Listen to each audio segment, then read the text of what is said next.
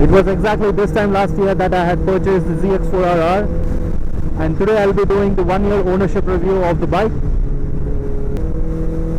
I'll tell you a few things about what I loved about the bike in the last 1 year and what I did not like so much. What were my other choices, and overall if I'm happy with my decision or not. So stay tuned, this is going to be a very informative video.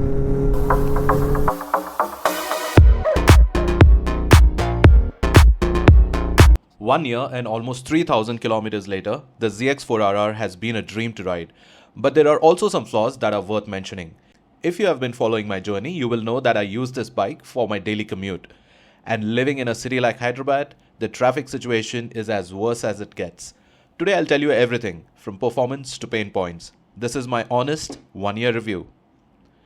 So let's rewind. In September 2023, when Kawasaki announced that it was launching the ZX-4R, it wasn't even a bike I was considering. But then I started digging a little bit about this high-revving small capacity bike, and everything I learned just matched my requirements. At the time, I was upgrading from a single-cylinder 300cc BMW, and I was not very confident to jump to a ZX-6R or a Z900. So the power numbers of this bike were so unique that it was difficult to not go for it. And in December 2023, I paid the booking amount without a test ride. And if you did not already know, generally bikes that are imported and not assembled in India do not get a test bike.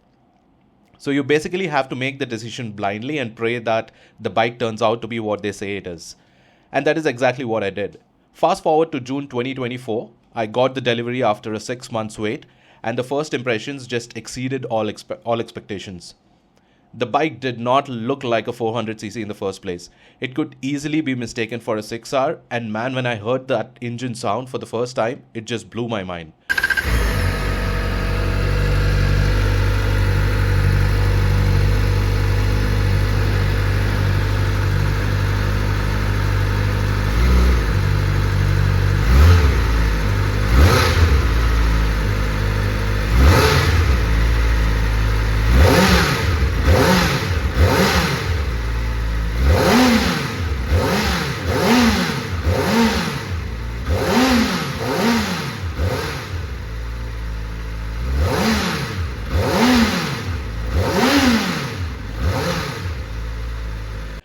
Let's talk about the performance of this engine.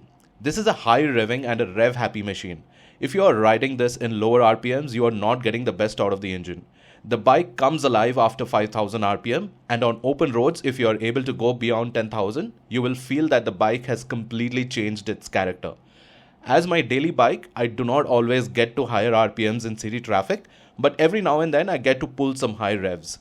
A small CC engine also comes with some limitations, and in this one, it is the pickup or the initial acceleration, which is 39 Newton meters of torque. The bike will initially feel underpowered. However, with 77 bhp, there is enough power if you have the spirit to go fast.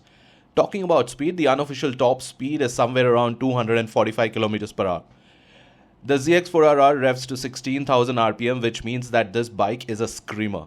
When I had the stock exhaust, I could enjoy the sound only in higher RPMs. But with the Kaufman's classic exhaust, the exhaust note is just pure music to my ears. It can get really loud in higher RPMs, but it is not a disturbing sound. The stock exhaust weighed almost 12 kilos, and by losing the stock exhaust, I also got rid of the footrest in the rear, and this helped me make the bike lighter. What really stands out with the Kaufman exhaust is the sound of downshifts. Listen to this.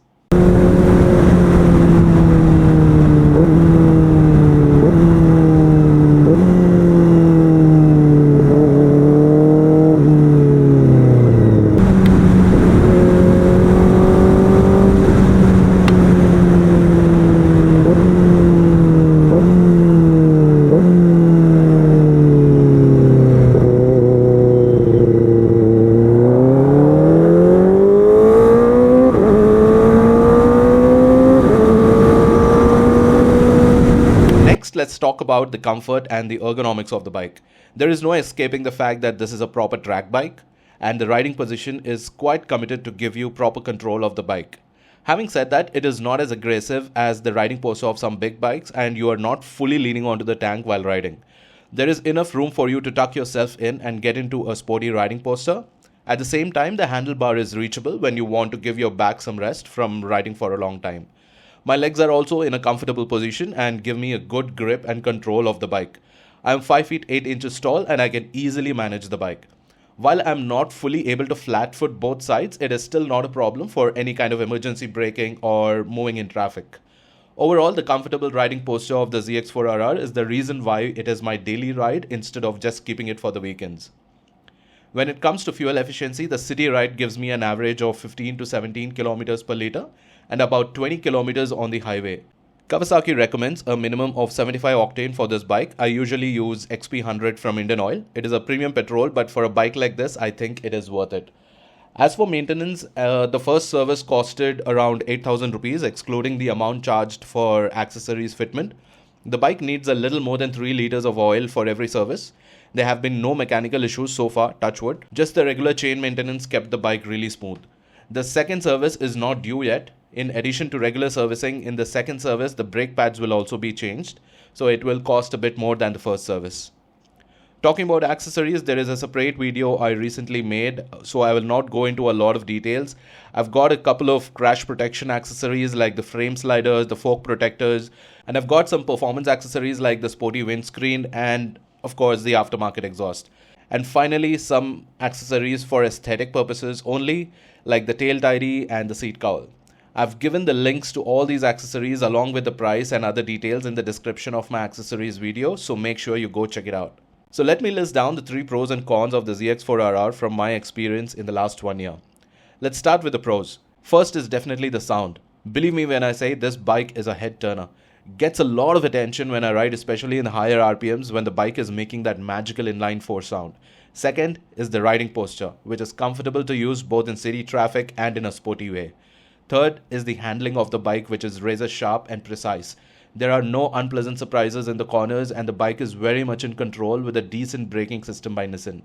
Talking about cons, the first con is of course the torque.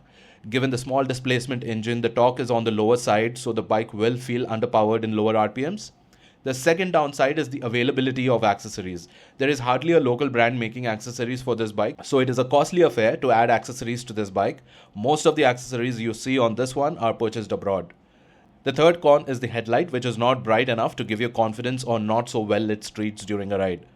While I believe there is no perfect bike, these were the pros and cons of the ZX-4RR. When I was in the market for an upgrade from a single cylinder 300cc, I was looking at options such as Street Triple and the CBR 650R. Street Triple is an amazing bike, but it is a naked. I was looking at a sports bike and Honda did not have a clue about the re-release of the 650R in India back then. 6R was out of question because it was too powerful for me at that time. So it is mid-2025, and do you think the ZX-4RR still makes sense now that there are a good number of options? First things first, the 4RR is not available in India anymore. The dealers are not accepting bookings for it as it was released only for a limited time. However, the 4R is still available, which is not very different from this bike. So if you have about 11 lakhs today, there are middleweight sports bikes like the Triumph Daytona 660, the Honda CBR 650R, and of course the Ninja ZX-6R, which is about 2 lakhs more. And what's surprising is most of these bikes released or had the newer versions released in the last 1 year or 1.5 years, which means that the brands have realized that there is always demand for a middleweight sports bike. Not everyone would go for the ZX-10R, CBR 1000RR or the S1000RR. There are people like me who would love to experience the 3 or 4 cylinders in a smaller capacity engine. Prior to these bikes, it was only the single cylinder or the 2-cylinder options. So I'm happy that the Indian market is opening up for bikes in the middleweight category. That brings me to the verdict. Am I happy with the purchase? Of course. I couldn't have been more happy with any other bike available at that point. I do not plan to sell this anytime soon, given the uniqueness of the bike and its limited availability. So do comment and let me know what you think about the ZX-4RR and the middleweight sports bike category in general. Are you looking to upgrade to a bike in this category and what makes sense according to you? Would love to know in the comments. And for all the reasons that I mentioned in the video, I think this was a very good decision to pick up the ZX-4RR. I'm very content with the purchase. It's a very unique bike, and no matter what I do in the future, if I upgrade or if I don't, this bike will definitely hold a very special place in my heart. I hope you all liked the video, and I hope you do subscribe to my channel for more videos like this and to give me a little bit of encouragement to make more videos like this and to share this amazing journey with you all. Until next time, this is your riding brother, the Deccan Rider, signing off. See you in the next one. Cheers.